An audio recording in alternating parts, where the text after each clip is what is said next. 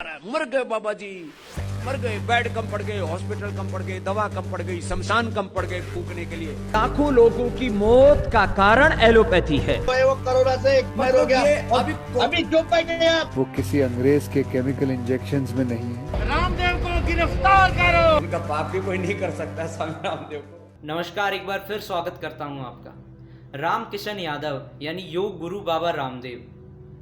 अगर आप बाबा रामदेव को जानते हैं तो आप जानते होंगे पतंजलि संस्थान के बारे में। एक ऐसी प्राइवेट कंपनी जिसकी स्थापना 2006 में बाबा रामदेव और स्वामी बालकृष्णन जी द्वारा की गई। एक ऐसा संस्थान जो खाने के प्रोडक्ट से लेकर पहनने के कपड़ों व आयुर्वेद की दवाइयों के लिए जाना जाता है, जिसकी सालाना आय 2011 में 100 करोड़ से बढ़कर 2017 में 10,500 करोड़ को पार कर गई। रामदेव को गिरफ्तार करो। गिरफ्तार करो। गिरफ्तार करो। लेकिन ऐसा क्या हुआ कि देश के डॉक्टर्स बाबा रामदेव का विरोध करने लगे और उनकी गिरफ्तारी की मांग करने लगे।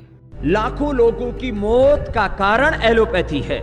देश में आयुर्वेद और एलोपैथी के बीच घमासान छिड़ा हुआ है। एक सवाल, आपने एलोपैथी का कितना पढ़ाई किया है? एलोपैथी के बारे में आप क्या जानते हैं? आपने एलोपैथी का क्या पढ़ाई किया है? आपने आयुर्वेद का क्या पढ़ाई किया है? एक तरफ बाबा रामदेव का मानना है कि उनकी दवा कोरोनिल कोरोना के इलाज में कारगर है, वहीं दूसरी तरफ IMA यानी इंडियन मेडिकल एसोसिएशन का मानना है कि ये सिर्फ एक इम्यूनिटी बूस्टर है। दरअसल कोरोनिल जून 2020 में भारत में लॉन्च हुई। ऐसे में कई फार्मा कंपनियों ने कोरोनिल पर सवाल उठाए और महाराष्ट्र सरकार ने अपने राज्य में कोरोनिल की बिक्री पर रोक लगा दी। तीसरा बोला मुझे डॉक्टर बनना है, टर टर टर टर टर टर टर टर कर। 1,000 डॉक्टर तो अभी कोरोना की डबल वैक्सीन लगाने के बाद मर गए। कल क्या समाचार है? अपने आप को ही नहीं बचा पाई, वो कैसी डॉक्टरी।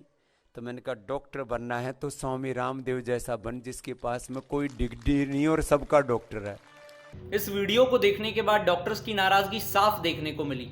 डॉक्टर्स ने कहा कि बाबा रामदेव हेल्थ वर्कर्स के बलिदान व उनकी डिग्रियों पर सवाल खड़ा कर रहे हैं। Without any degree, with divinity, with dignity, I am a doctor. इसी के चलते IMA यानी इंडियन मेडिकल एसोसिएशन के अध्यक्ष डॉक्टर जयेश लेले ने स्वामी रामदेव के खिलाफ 1,000 करोड़ रुपए मानहानि का केस दर्ज कर कड़ी कार्रवाई की मांग की है। जब भी हमारा नोटिस पहुंचा और जगह जगह पे आज उनके ऊपर FIR लॉन्च हो गया है, अभी देखना क्या होता है। और कहा है कि स्वामी जी अपना बयान वापस ले लें।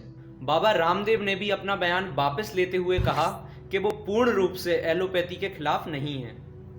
मैं प्रथम तो कह रहा हूं कि मेरा अभियान एलोपैथी के खिलाफ नहीं, मैं तो एलोपैथी से भी सिंपैथी रखता हूं। लेकिन बाबा रामदेव ने सभी फार्मा कंपनियों और IMA से 25 सवाल पूछे हैं, जिनमें उन्होंने पूछा है कि क्या एलोपैथी के पास कमजोर आंखों, BP, माइग्रेन का परमानेंट इलाज है, जिन सवालों का जवाब शायद ही फार्मा कंपनियां कभी दे पाएं। बॉलीवुड एक्टर अक्षय कुमार ने भी योगा और आयुर्वेद का समर्थन किया। सिंपल और हेल्दी लाइफ जीना सीख लें और दिखा देते हैं इस दुनिया को कि हमारे आयुर्वेदा और योगा जैसे हिंदुस्तानी तरीकों में जो ताकत है वो किसी अंग्रेज के केमिकल इंजेक्शंस में नहीं है।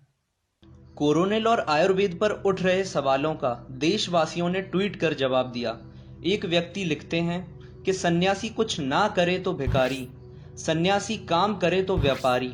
लेकिन सवाल ये उठता है कि देश में ऐसे कितने ही छोटे छोटे गांव और कस्बे हैं जहां पर लोग स्वामी रामदेव को सुनते हैं, उनकी बातों का सम्मान करते हैं और पतंजलि के प्रोडक्ट्स का यूज भी करते हैं।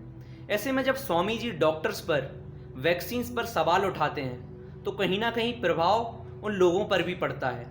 भाई हम न लगवाओ, हम चाहे मर चाहे जे हम नहीं लगवाने सुधी हम बहन है ये? हाँ। आप भी नहीं लगाएंगे? नहीं, हम नहीं लगवाना कोरोना की सुधी। आपकी माँ ने लगवाया है? हाँ, माँ ने तो लगवा लिया है, लेकिन हमको नहीं लगवाना।